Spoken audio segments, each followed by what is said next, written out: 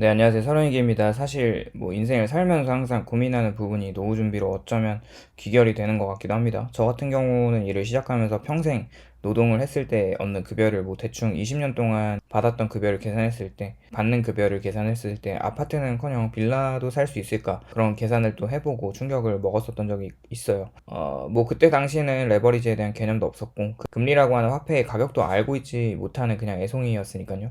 최근에 아파트 전세 사기뿐만 아니라 매매 사기도 많아지는 것 같습니다. 고금리의 역습으로 갭 투자를 하는 집주인들은 거의 전멸하다시피 파산하고 도망자 신세로 돈은 다 공중부양되고 전세로 들어가 있는 선량한 세입자들은 엄청난 피해를 보고 인생을 포기하시는 분들도 많이 있습니다.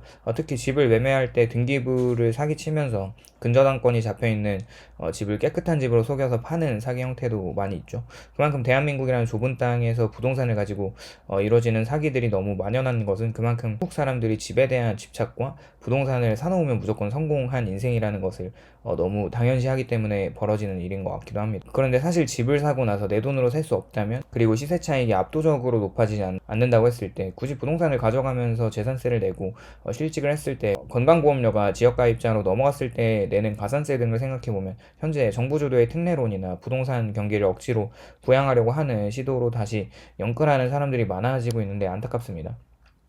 이번에 우리나라 시중 5대 은행이 주담대가 7% 금리에도 불구하고 9월만 놓고 보면 2.8조 원 정도가 유입이 되면서 4% 주담대였던 21년도와 비교했을 때 그 이후로 최대치 연끌을 하고 있죠. 이게 터지면 어떻게 버티려고 이런 결정을 하는지 모르겠어요. 우리나라 정부도 하는 총재를 필두로 어떻게든 가계대출 억제를 하기 위해 방안을 짜고 있고 50년 초장기 주택담보대출을 34세 이하로 연령 제한을 두기도 하는데 이게 저는 너무 웃긴 게 34세 이상으로 대출을 해줬다면 50년 동안 갚아야 했을 때 84세까지 그 빚을 갚아야 한다면 이게 일을 언제까지 할 수 있을 줄 알고 그런 무리수를 드는지 모르겠고요.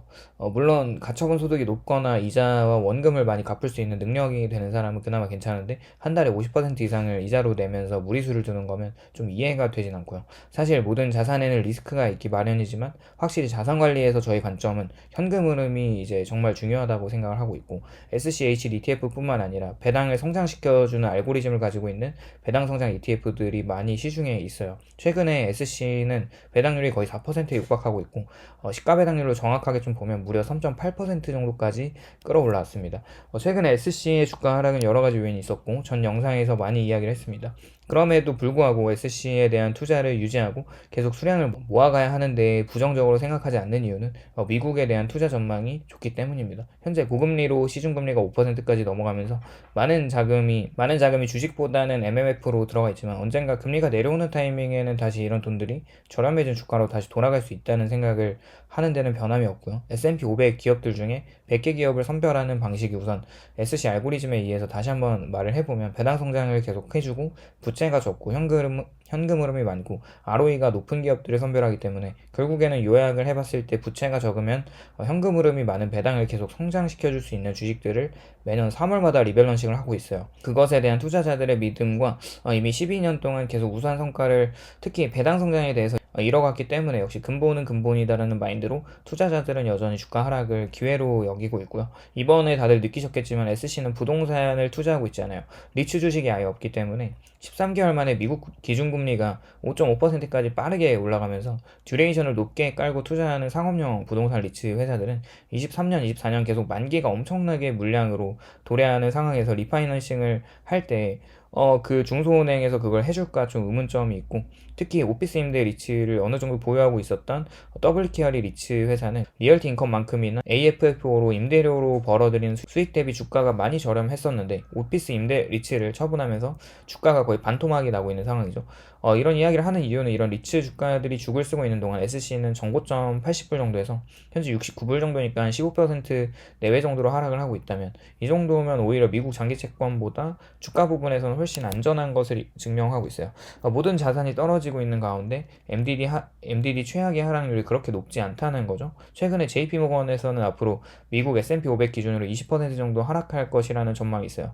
SC는 재무적으로 탄탄한 기업들이 많이 포진되어 있기 때문에 혹여나 주가가 폭락한다고 해도 그것보다는 적게 하락할 가능성이 높습니다. 본론으로 들어와서 SC로 장기 투자하면서 복리와 시간에 투자하는 것이 현명한 이유는 다들 납득하실 겁니다.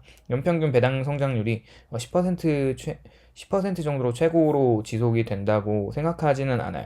그렇지만 인플레이션으로 인한 재무 건전성이 떨어지는 회사들을 제외하면 SC에 편입된 회사들의 배당은 지속적으로 계속 높여주고 있습니다. 내년 3월에 롤오버가 되면서 퇴출당하고 다시 들어올 기업들은 또 이런 우수한 기업들이 다시 들어오겠죠. 그러면서 고금리에도 불구하고 수익을 낼 수 있는 기업들과 배당을 유지할 수 있는 기업들이 계속 편입되는 한 배당 성장이 매년 10% 이상은 지속할 수는 없겠지만 그에 준하는 퍼포먼스를 할 거라고 기대를 하고 있고, 그리고 갈수록 SC가 가지고 있는 전통은 이 해가 지나면서 더욱 안전자산으로 여겨지게 될 겁니다. 현재 매크로나 미국의 주가가 부진하다고 하면 오히려 감사할 일이죠. 주가가 부진하지만 배당률은 높은 상태로 유지하면서 계속 수량을 모아가고 배당 성장을 지속적으로 할 가능성이 매우 높기 때문에 그렇습니다. 그렇게 나온 배당금을 재투자하고 월급의 일정 부분들을 계속 넣으면서 투자를 오랜 기간으로 이어갔을 때 어느 순간 시드뿐만이 아니라 거기서 나오는 배당금들도 어마어마하게 증가할 미래를 생각해보면 가슴이 두근두근하죠. 물론 저는 지금 미국 장기 채권의 침체 해지로 들어가 있는데 언젠가 침체가 왔을 때 다시